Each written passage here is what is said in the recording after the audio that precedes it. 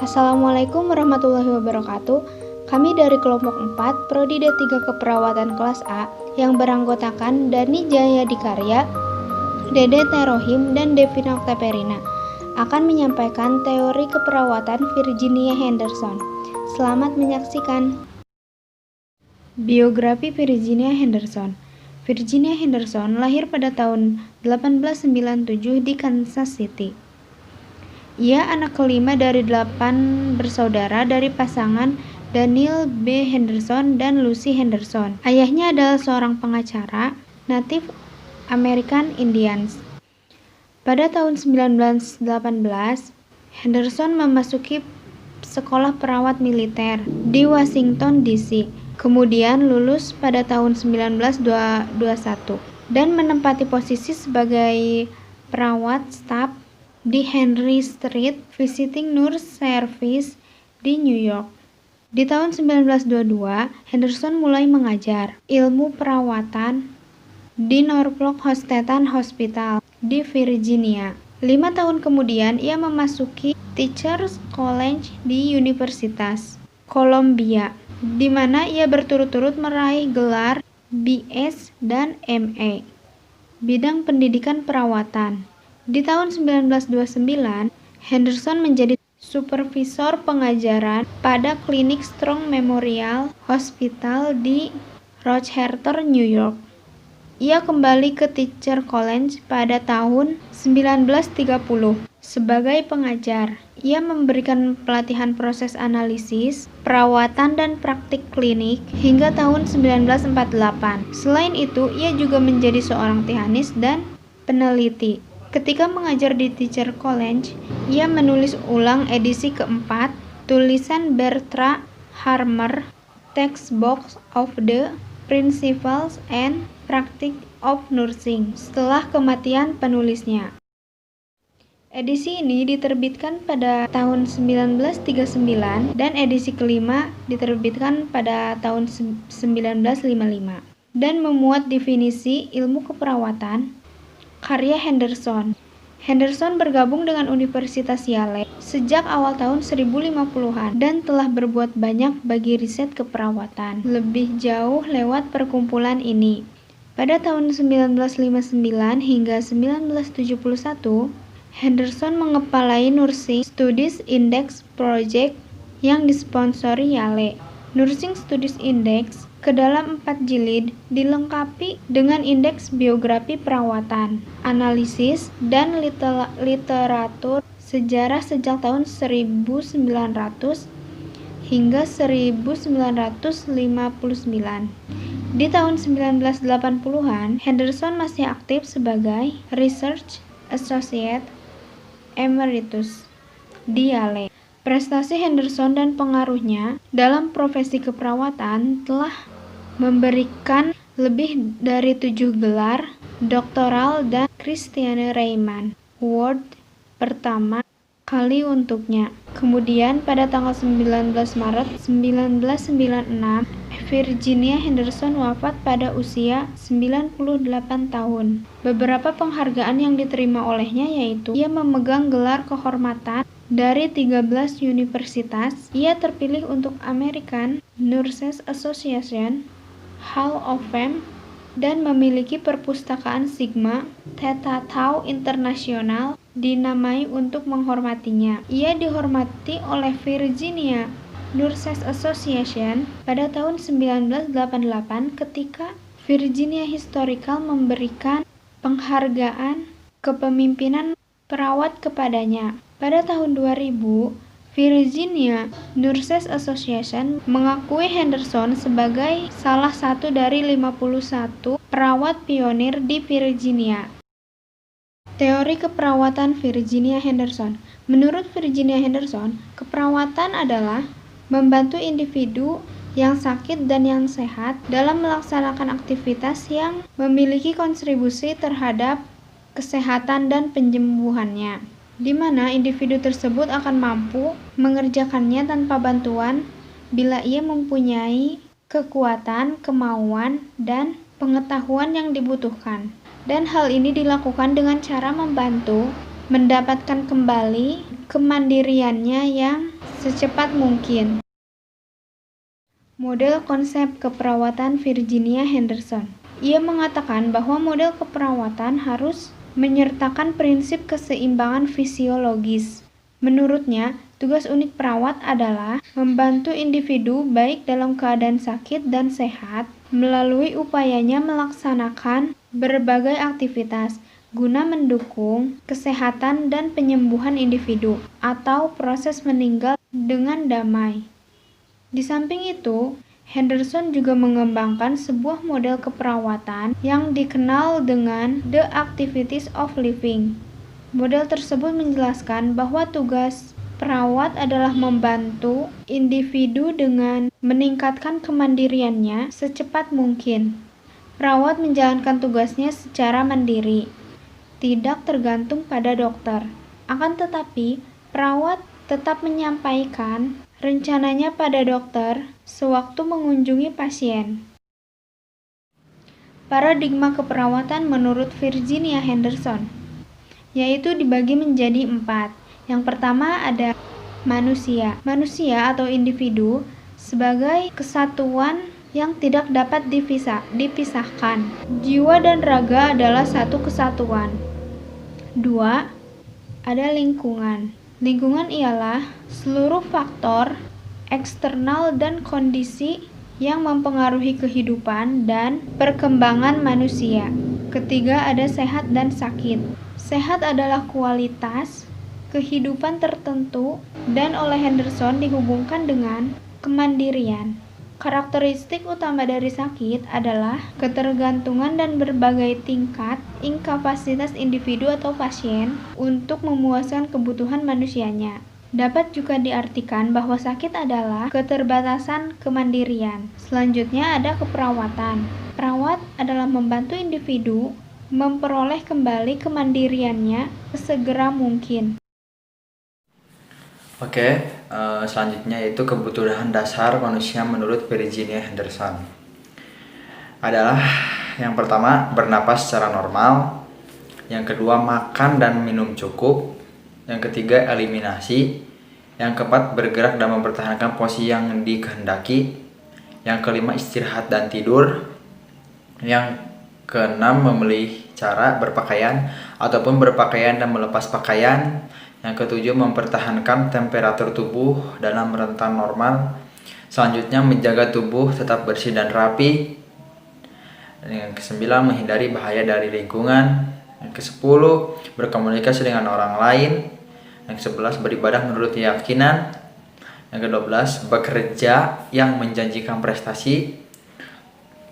Yang ke-13, bermain dan berpartisipasi dalam berbagai bentuk reaksi.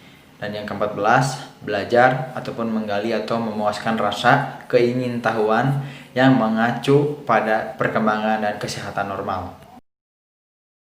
Menurut Henderson, ke-14 kebutuhan dasar yang harus menjadi fokus tersebut dipengaruhi oleh yang pertama, ada usia. Yang kedua, kondisi emosional atau mood dan temperamen. Yang ketiga, latar belakang sosial dan budaya.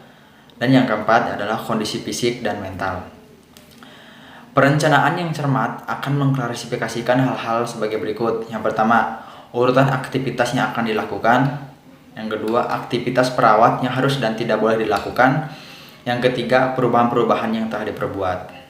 Selanjutnya, sebagai ringkasannya, prinsip-prinsip dasar dari model Virginia Henderson yaitu dibagi menjadi 4. Yang pertama adalah fungsi unik dari perawat. Yang kedua adalah upaya pasien ke arah kemandirian. Yang ketiga adalah asuhan keperawatan dasar berdasarkan kebutuhan dasar manusia. Dan yang terakhir adalah perencanaan yang akan diberikan. Oke, selanjutnya ada asumsi-asumsi pada teori Virginia Henderson. Yang pertama, keperawatan atau nursing. Perawat mempunyai keunikan untuk membantu individu sehat atau sakit. Perawat dapat melakukan beberapa hal yang dapat membantu kemampuan untuk memenuhi kebutuhan pasien. Di antaranya, yang pertama, menciptakan rasa kekeluargaan dengan pasien. Yang kedua, berusaha mengerti maksud pasien. Yang ketiga, berusaha untuk selalu peka terhadap ekspresi nonverbal. Dan yang keempat, berusaha mendorong pasien untuk mengekspresikan perasaannya. Selanjutnya, pasien. Teori Henderson berfokus pada individu yang berdasarkan pandangannya, yaitu bahwa jasmani dan rohani tidak dapat dipisahkan. Pemahaman konsep teori keperawatan di Virginia Henderson ini didasari pada keyakinan dan nilai yang dimilikinya. Di antara lain, yang pertama yaitu manusia akan mengalami perkembangan mulai dari pertumbuhan dan perkembangan dalam rentang kehidupan. Yang kedua, dalam melaksanakan aktivitas sehari-hari, individu akan mengalami ketergantungan sejak lahir hingga menjadi mandiri pada dewasa yang dapat dipengaruhi oleh pada asuh lingkungan dan kesehatan. Yang ketiga, dalam melaksanakan aktivitas sehari-hari, individu dapat dikelompokkan menjadi 3 kelompok. Di antaranya yang pertama yaitu terhambat dalam melakukan aktivitas, yang kedua yaitu belum dapat melaksanakan aktivitas, dan yang ketiga tidak dapat melakukan aktivitas. Selanjutnya ada kesehatan. Di antaranya, kesehatan adalah kualitas dari kehidupan. Kesehatan adalah dasar dari fungsi manusia. Kesehatan diperlukan secara mandiri dan saling menggantungnya. Selanjutnya, peningkatan kesehatan lebih penting dari perawatan orang sakit. Dan seseorang dapat memperoleh kesehatan jika dia mempunyai kekuatan, kemauan, dan pengetahuan. Oke, selanjutnya ada lingkungan atau environment. Di antaranya yang pertama, individu yang sehat mampu mengontrol lingkungannya, tetapi penyakit akan menurunkan kemampuan untuk mempengaruhi lingkungan. Yang kedua yaitu perawat harus mampu memberikan pendidikan kesehatan. Yang ketiga, perawat harus melindungi pasien dari kecelakaan akibat lingkungan. Yang keempat, perawat harus mampu mencegah terjadinya kecelakaan melalui rekomendasi terkait dengan konstruksi, bangunan, dan penempatan alat. Yang kelima, dokter menggunakan hasil kerja perawat untuk menentukan tindakan terbaik dalam mencegah kecacatan. Yang terakhir, perawat harus mengetahui tentang sosial budaya dan praktek keagamaan pasien. Oke, selanjutnya yaitu ada hubungan perawat dan pasien menurut Virginia Henderson. Yang pertama, perawat sebagai pengganti bagi pasien. Henderson melukiskan pandangan ini ketika ia mengatakan bahwa perawat adalah kesadaran dari yang tidak sadar, atau kehidupan dari yang bunuh diri, atau penyambung lidah bagi yang terlalu lemah atau menarik diri untuk berbicara. Dan yang kedua adalah perawat sebagai pembantuan bagi pasien. Henderson mengatakan kemandirian adalah suatu hal yang relatif. Tidak satupun kita tidak bergantung kepada orang lain, tetapi kita mencoba memberikan kemandirian dan kesehatan, bukan ketergantungan dalam kesakitan. Selanjutnya, perawat sebagai mitra pasien. Sebagai mitra, nurse dan pasien bersama-sama memformulasikan rencana perawatan. Adapun diagnosisnya selalu ada kebutuhan dasar yang perlu dipenuhi. Tetapi kebutuhan ini dimodifikasi oleh patologi dan kondisi seperti usia, temperamen, status emosional, status sosial, kultur, dan kapasitas fisik dan intelektual. Hubungan perawat dan dokter menurut Virginia Henderson. Henderson menekankan agar perawat tidak mengikuti perintah dokter karena perawat memiliki tugas yang unik. Perawat harus membuat rencana keperawatan bersama pasien lalu mengusulkan kepada dokter untuk disesuaikan dengan program pengobatannya. Lebih luas, Henderson menegaskan agar para perawat membantu pasien dengan manajemen keperawatannya ketika dokter tidak ada. Mariner N. 1986. Perawat sebagai anggota tim kesehatan. Henderson menggambarkan fungsi masing-masing profesi kesehatan dan keluarga sebagai suatu irisan dalam suatu lingkaran. Besarnya ukuran dari irisan tersebut sangat tergantung pada yang dibutuhkan pasien, dan karenanya besar ukuran irisan tersebut akan berubah sesuai dengan kemajuan kondisi pasien. Aplikasi teori konsep Virginia Henderson pada praktik keperawatan. Berdasarkan 14 kebutuhan dasar manusia menurut Henderson, aplikasi yang dapat diterapkan dalam asuhan keperawatan diantaranya: 1. Memberikan fasilitas oksigenisasi jika pasien sesak napas. 2. Pemilihan dan penyediaan makanan. 3. Membantu pasien dalam hal BAB dan BAK. 4. Mengetahui tentang prinsip-prinsip keseimbangan tubuh miring dan bersandar. 5. Membantu pasien untuk mendapatkan posisi tidur yang baik dan merubahnya agar tidak terjadi lecet. 6. Memilihkan pakaian dan tempat pakaian yang tersedia dan membantu pasien untuk memakainya. 7. Mengetahui psikologi panas dan bisa mendorong ke arah tercapainya keadaan panas maupun dingin dengan mengubah temperatur, kelembaban, atau pergerakan udara, atau dengan memotivasi pasien untuk meningkatkan atau mengurangi aktivitasnya. 8.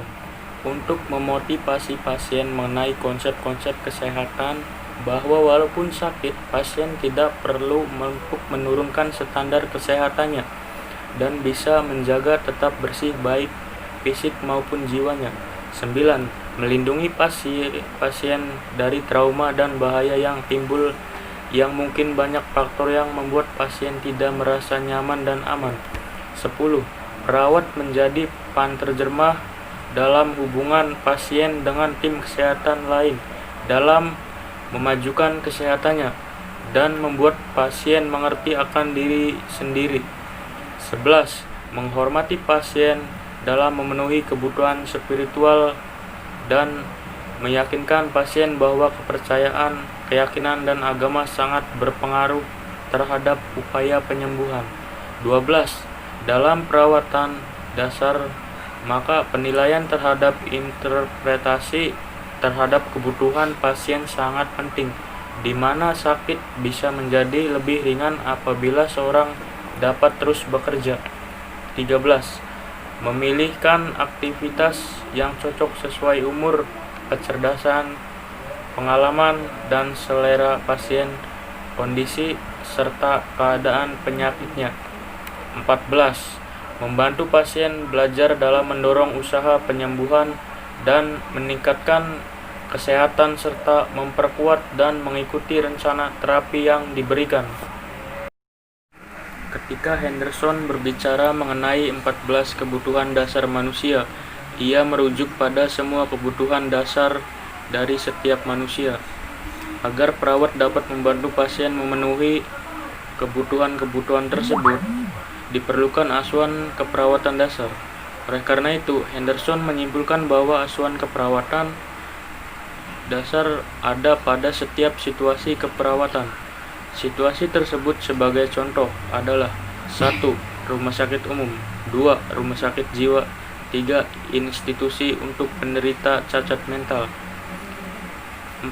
Rumah perawatan, 5. Perawatan di rumah.